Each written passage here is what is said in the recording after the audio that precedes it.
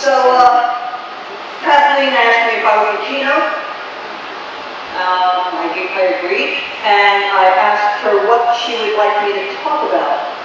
And she said, well, why corruption, of course. And it's interesting because I was a corruption investigator, and I'll talk about that.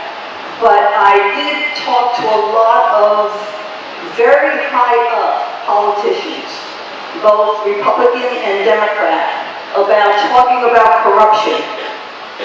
Everybody told me, don't do it, it doesn't poll. So I'm going to talk about corruption.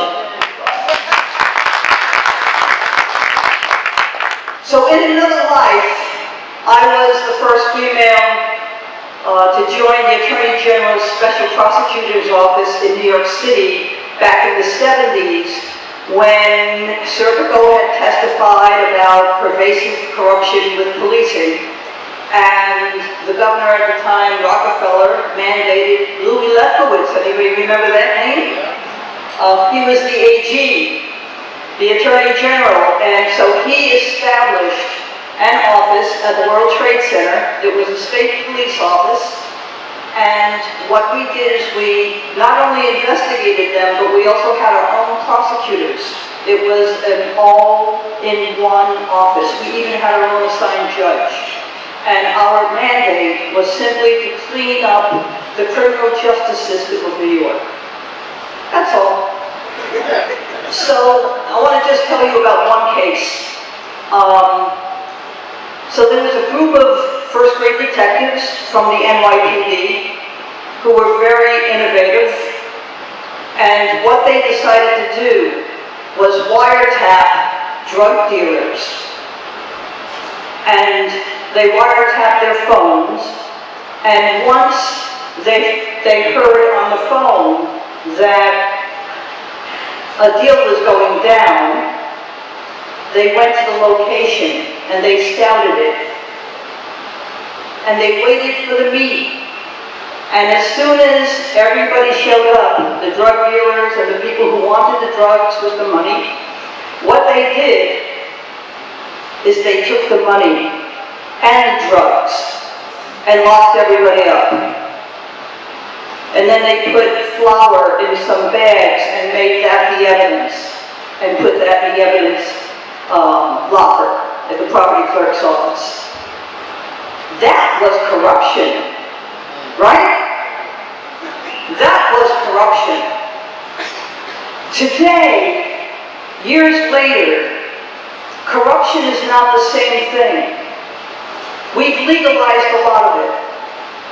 It's become a lot more nuanced, and it's corroding our government, it's corroding our democracy. Today we see lobbyists who are able to give gobs and gobs and gobs of money to elected officials to sway their decisions. We're able to look at Citizens United, change the whole playing field of the political arena. We look at the LLC loophole in New York State that allows thousands of companies to get away with tax incentives. We look at dark money like Robert Mercer's, the billionaire who's funding Cambridge Analytica and Reclaim New York. We also look at the way in which we're gerrymandered, and the fact that in 2020 we get to redistribute our districts. But the fact that we are so gerrymandered throughout the whole country, not just here, but the fact that we're so gerrymandered at this point dictates that we very, very rarely have a great election. Elections are really, really swayed in many ways. So, the New York Times, about a year ago, put out a nice article that said, New York is #1 in corruption in the United States. We're #1. We're #1. So I just want to tell you what the problem is with talking about corruption. It doesn't hit home. You don't understand the consequences of it. But it affects us all. It takes away resources and services. Police departments, fire departments, emergency services can't get the budgets that they need unless they're favored by a politician. Otherwise, they're on their own. We have an increase of poverty, an increase of health illnesses, where hospitals are just overloaded. We have poor health, and we have poor environments, where companies are allowed to dump all sorts of stuff into our rivers and our streams and, you know, this beautiful place that we have we call Earth. And so we don't look at the decisions that are made because money is passed and how it affects us, but it does. It also stagnates our communities, if you think about it. So for instance, I'll give you an example. We recently at Margaretville Hospital and Nursing Home, we were able to get $250,000 from our senator to put in a new roof. Now that's wonderful news. I used to be the chair of the hospital, and I'm always grateful whenever we get anything.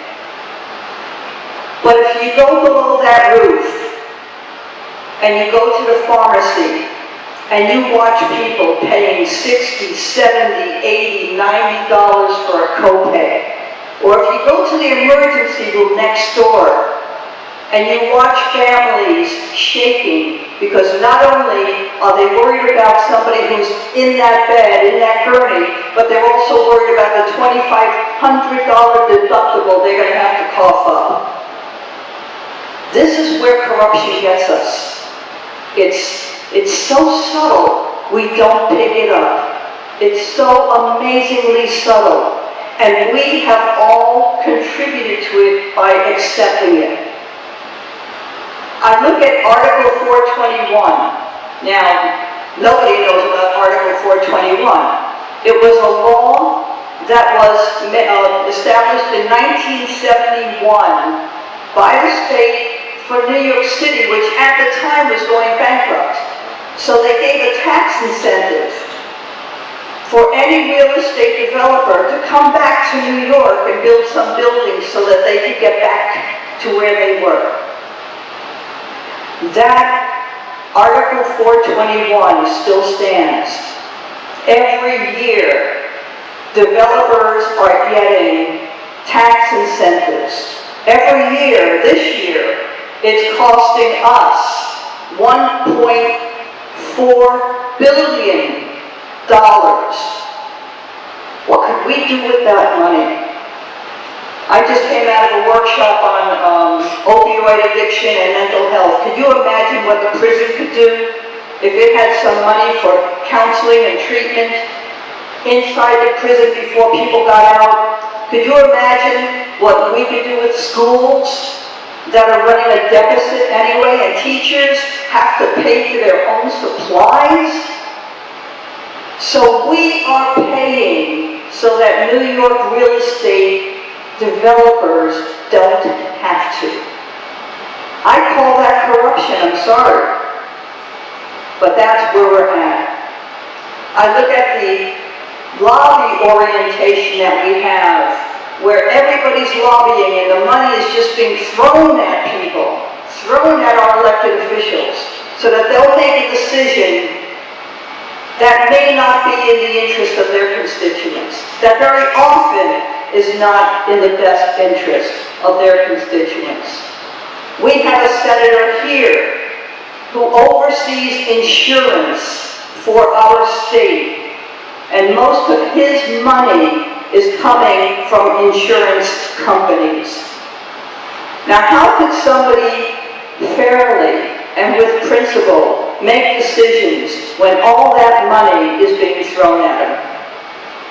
And I don't think it's just a Republican thing. I don't think it's a personal thing. I think that we have a culture in this state that allows people to take money and get away with it, to go along to get along, to allow those little nuances to be affecting us. I was just talking about this to my husband, Frank, and he reminded me that yesterday he came home. He was delivering, we do home deliveries for our pantry. We run a pantry in Arkville, Middletown. And he came home and he was so upset.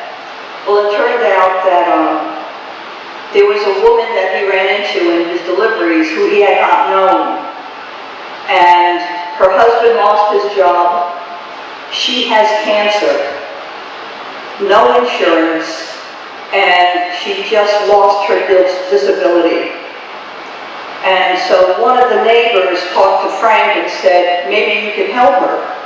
So he talked to her, went back to the pantry, got a whole bunch of food, came back with enough food for her to feed her family. She has 3 kids. And she started crying. This is what I'm talking about. I mean, we're not talking about some esoteric study.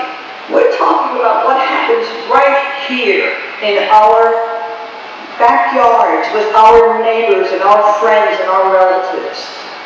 So when we talk about corruption, we look at something like the State Ethics Committee. Now does anybody know that there is a State Ethics Committee? That in itself might be a joke. Well, to make it even funnier, it did not meet for 8 years. Meanwhile, 150 politicians were arrested, indicted, and convicted.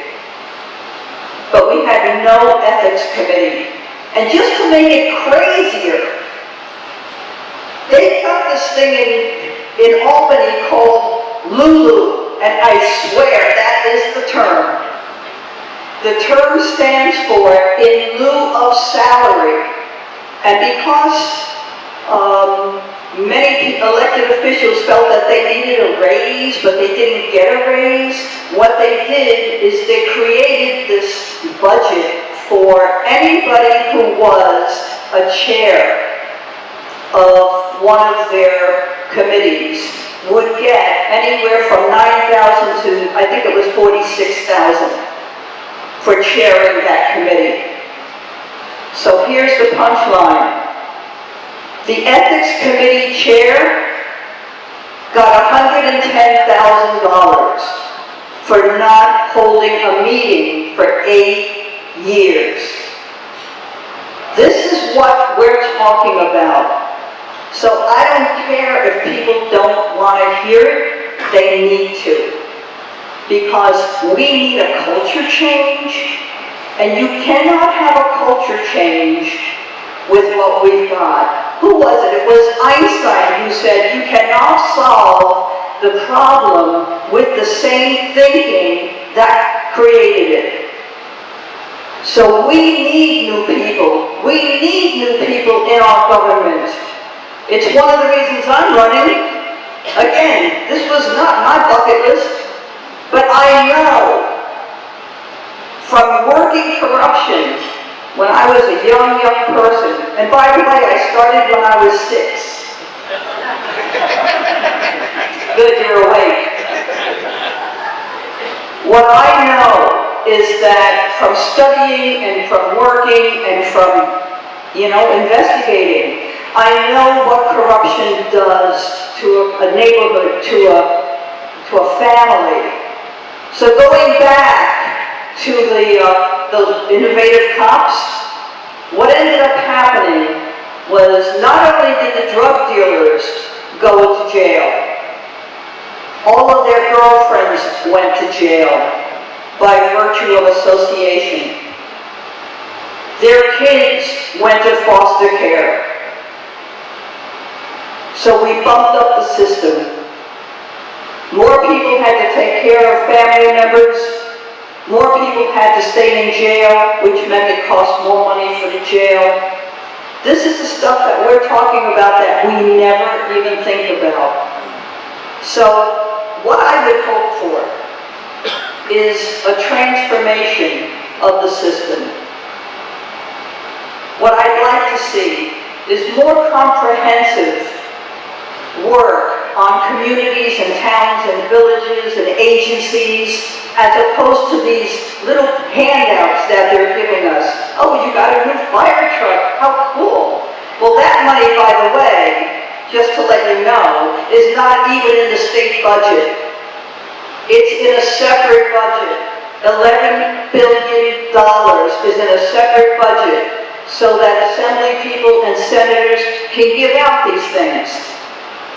So that's what we're talking about. I want us to do something different. I want us to reach for good and not greed. I want us to put people before profits.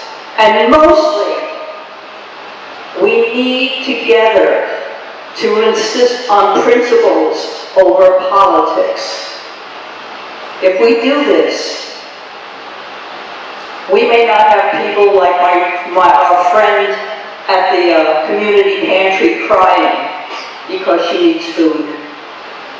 We may not have teachers who have to spring for $250 worth of crayons and everything else in order to teach a class. We may have communities that are healthy. So that's my message. That's corruption. Thank you, guys.